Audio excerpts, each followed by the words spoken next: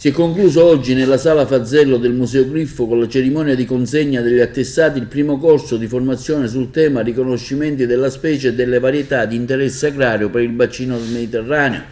promosso dal Parco della Valle dei Templi, il patrocinio dell'Ordine dei Dottori Agronomi e dei Dottori Forestali e della Federazione Regionale dei Dottori Agronomi e Dottori Forestali. Il corso è stato coordinato da Lillo Alaimo Di Loro, agronomo e funzionario del Parco della Valle dei Templi, ed è stato finalizzato all'acquisizione di competenze e qualifiche specialistiche per il riconoscimento del patrimonio biologico locale e quindi conservazione, tutela, promozione e divulgazione della biodiversità coltivata mediterranea, e si è rivolto a figure qualificate e professionisti in ambito agrario con lezioni in aula, esercitazioni in campo, visite al Dipartimento di Agraria degli istituti Ortobotanico di Palermo, campo di conservazione del germoplasma Carboia a Menfi. Per il direttore del parco Roberto Sciarratta, il parco non è solo archeologico ma è anche paesaggistico. Nell'ambito del progetto Demetra è stato organizzato questo corso e questa giornata oggi è dedicata alle leguminose da granella, che sono delle specie molto interessanti. Per tanto tempo sono state trascurate purtroppo, ma adesso si è capita l'importanza, tant'è vero che nel 2016 la FAO ha dedicato l'anno proprio ai legumi, International Years of Pulses, proprio perché si è capita l'importanza di queste piante sia per l'ambiente, per la fertilità dei suoli, che per l'alimentazione e per la sostenibilità soprattutto, perché bisogna ridurre il consumo di proteine animali a favore delle proteine vegetali. La Sicilia è molto ricca di biodiversità coltivata, in particolare di cereali ma anche di legumi. Abbiamo diverse specie che sono di interesse per la regione, abbiamo il cece, abbiamo la lenticchia, abbiamo la fava, la cicerchia, il lupino che può essere diffuso nelle aree a vocazione con pH subacido e nelle zone di montagna e le zone irrigue il fagiolo.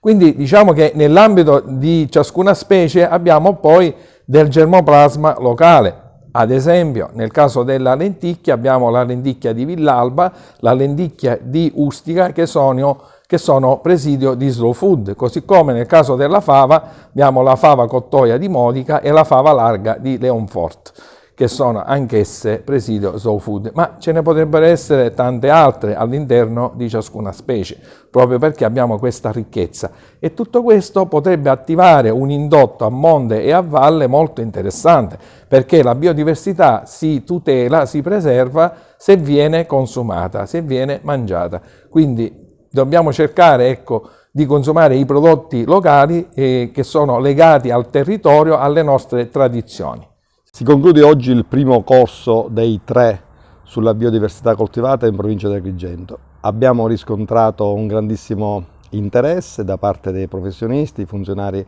della pubblica amministrazione, laureandi, ma anche una importantissima partecipazione di un parterre di docenti di altissimo livello che hanno mostrato, oltre alla loro professionalità che era scontata, ma un grandissimo impegno e un grandissimo interesse. Si parte nella Valle dei Templi per creare un grande punto di attenzione sulla questione della biodiversità coltivata nel Mediterraneo, ma che sarà collegata alla rete mondiale della biodiversità. Oggi ho illustrato l'importanza della conservazione del germoplasma, la conservazione dell'agrobiodiversità, in quanto ormai è all'occhio di tutti quanti la grave crisi dei cambiamenti climatici che stanno investendo tutto il mondo, e in particolare la grande preoccupazione che c'è per quanto riguarda la coltivazione, quindi della coltivazione delle specie food, in quanto i cambiamenti climatici possono sicuramente stanno iniziando a creare gravi problemi nella coltivazione e produzione alimentare. In questo contesto la conservazione dell'agrobiodiversità e quindi delle risorse genetiche svolge un ruolo importantissimo, in quanto è sicuramente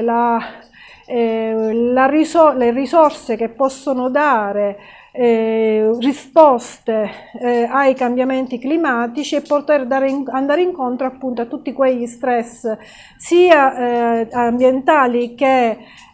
biotici, stress per patogeni di malattie che si vanno sempre di più presentando anche in maniera non prevista. Il ruolo delle banche del germoplasma in questa tematica è fondamentale e sicuramente il Parco archeologico della Valle dei Templi, che ha previsto l'attivazione, che sta iniziando ed è in corso l'attivazione di questa attività di conservazione, potrà svolgere anche non solo a livello territoriale ma regionale ma anche nazionale un ruolo importante nella conservazione dell'agrobiodiversità che si tradurrà anche in un apporto e sviluppo a livello socio-economico e culturale dei territori.